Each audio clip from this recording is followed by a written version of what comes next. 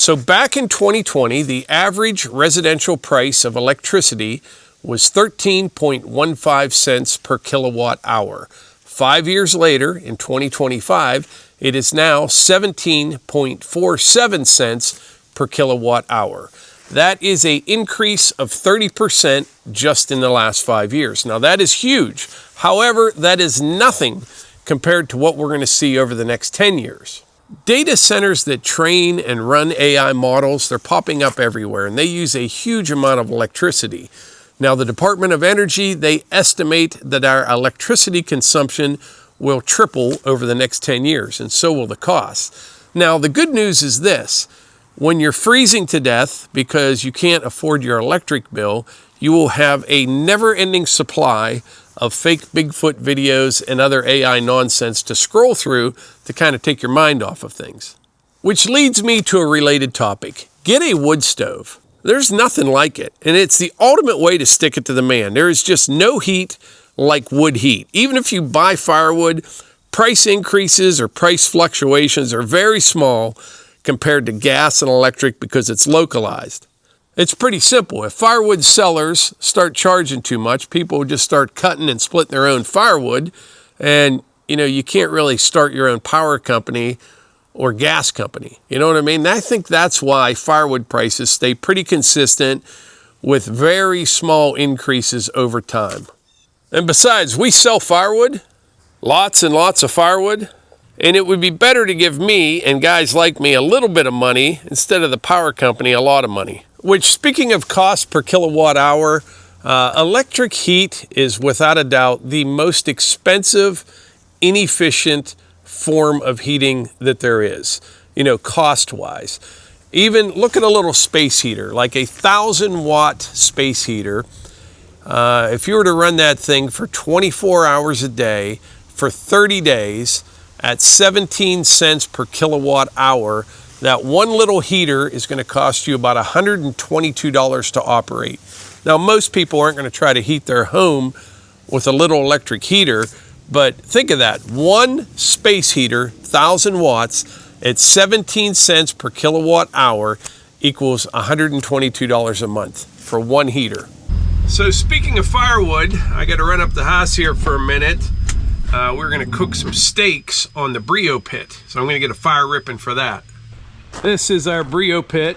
If you've watched our channel for a while, you've seen this a bunch of times. We used to have a solo stove. I prefer the Brio, and we have a sear ring for this. And what I like to do, I'll get a fire going here, I'll go down to the wood yard, maybe split some firewood, do whatever, come back up 45 minutes later, and I got a nice bed of hot coals there, ready for the sear ring and ready to cook on. For today's fire, we're going to go with some cherry and some maple.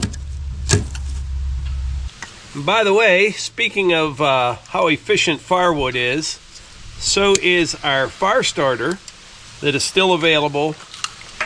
We've had it on the website for just a couple days. We'll probably sell out by tomorrow, and then it'll be available again probably right around Thanksgiving, I'm guessing. But all it takes is a small little handful. One bag you can start 25, 30 fires with in your Brio pit like this, your solo stove, wood stove, fireplace, basically anywhere you want to start a fire. Works. It always works. It has never not worked. No kindling required. Good stuff.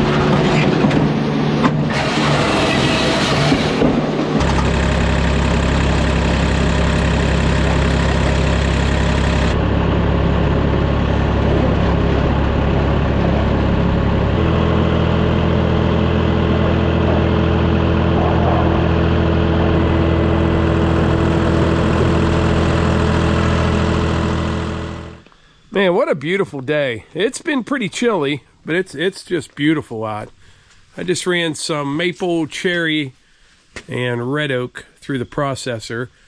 We have probably close to 60 empty baskets. We have a bunch that are filled, but we've got about 60 empty ones. And over the next couple of weeks, we'll get those filled up. And that'll all be for next year or even the year after. I started working out of that bay right there. That's for our personal use, the woodshed, but we can actually sell quite a bit of that wood this winter. That holds about 9 cords, and I was pleasantly surprised. That last bay right there, it's 100% red oak, the whole thing, front to back, and it's been in there a long time. You know, it was there probably not this past spring, the spring before maybe, and we haven't touched it. But I pulled a few pieces out of there, split them in half, and they're reading about 14% moisture content. That'll be like my January firewood when it gets real cold. But anyway, back to what we were talking about, electric bills. Around here, they used to have an incentive for people to go all electric, and they discounted their power bill. That was years ago. I'm not sure how long that lasted, but it all went away. I know people that use that, and their electric bills through the roof. I know people with electric bills right now, this time of year, that are like $700-800 a month. But there's no denying it. Electric bills have been going up for the last several years, especially in the last 5, and I think they're going to continue to do so. But electric heat, it's just my opinion. Matter of fact, in the house, we have a oil furnace in the house, wood stove in the building, and it's an old furnace. You know, we had that furnace since we built the house 30 years ago, and we're trying to hold it together. And I had a furnace guy come out. It needed a little bit of attention, and I said to him, if you were building a new house today, what type of heat would you use? And he said, here, meaning the area that I live in, there's no natural gas right here. He said an oil furnace. He would never do all electric. Now I imagine maybe down in the Carolinas or places where it's a little bit warmer, the heat pumps and all that would be okay. But up here, they just run nonstop. He said he's working on them all the time, but he said an oil furnace. But like I brought up firewood versus oil versus electric, oil prices can fluctuate when something happens in another part of the world. Firewood stays pretty consistent, but electric for heat, it's very useful for a lot of things. I think heat is one of the worst things that you would use electric for. Like I said, that's where we live, and that's my opinion. If you have had a different experience, let me know. And also let me know in the comments what your electric bill has been looking like. But this AI thing, I'm telling you, I'm not like afraid of AI. I don't think AI robots are going to take over the world or anything like that. But I believe it's going to make us collectively dumber, you know, because people just aren't using their brains as much to figure things out. And they use AI. And they're going to use it more and more the more they become familiarized with it, and you're just not thinking things through. There's that, and just all the waste of time. People, man, you go to Facebook or TikTok or something like that and read through some of the comments on some of these AI videos. It is unbelievable that people don't realize that they're fake. Maybe eventually they'll figure it out, but I don't know. I'm not sure. But anyway, right now we need to hop in the buggy, and I haven't been out to the food plot for a couple of days. I want to see how that winter rye's coming in, and we'll go from there. All right, I'm headed out to the clearing out here, but tomorrow it's going to be a little interesting. We got to get a tractor trailer and then a 40-foot gooseneck trailer back this road. This one turn right here may present a problem. Everything else, it'll be all right, and it's dry, so they can turn around right in the middle of the food plot if they want. It's just getting past this turn right here. Now, like a triaxle, log truck, no problem. I mean, it's a little bit tight, but if you're paying attention, you can get out here no trouble without rolling over the hill. So what I think I'm going to do first thing in the morning before they get here, I'm going to bring the excavator up, get rid of those couple logs right there, pull this pipe out right there, and then I'm going to go get a load of 2A limestone.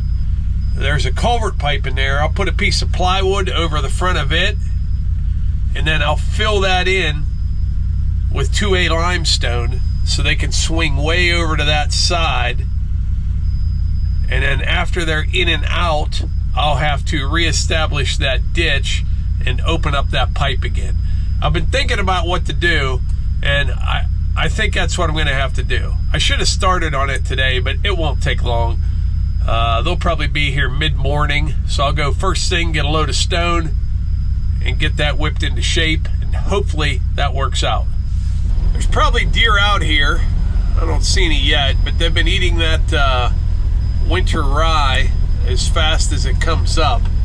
But I have 4 cameras running right now, 2 here and 2 down at the cabin in West Virginia.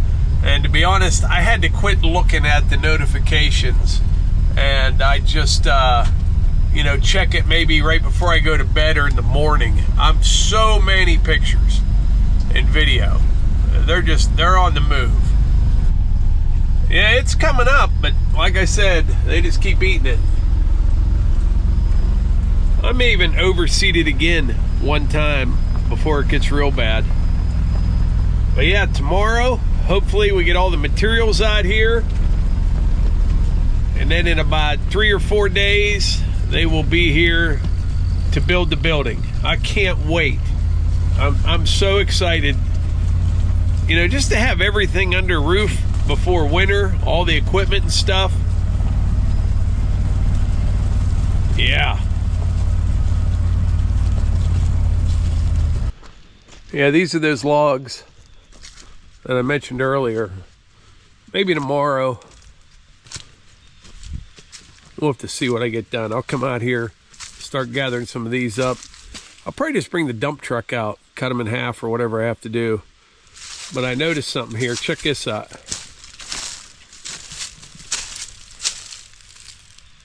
Fresh buck rub right there. Oh yeah.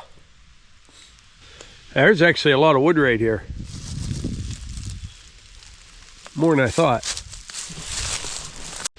So before we wrap this video up, I started off with some bad news that all of our electric bills are going to go through the roof.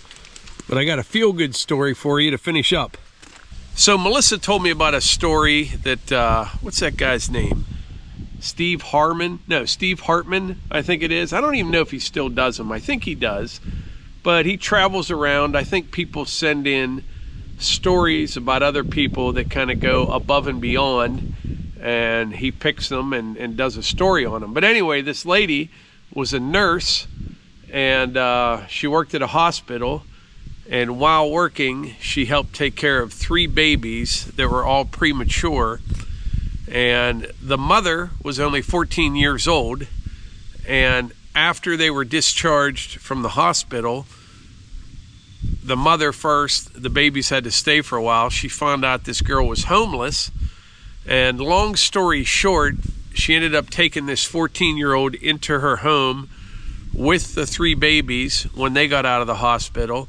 Ended up adopting this girl, and you know, now she has 3 grandchildren.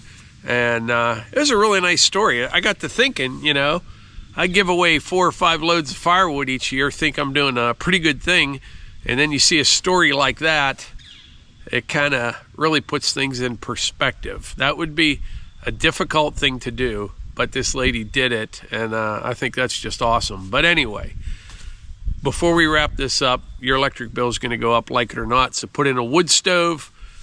If you don't, I don't know. Like I said, I don't care what anybody else does.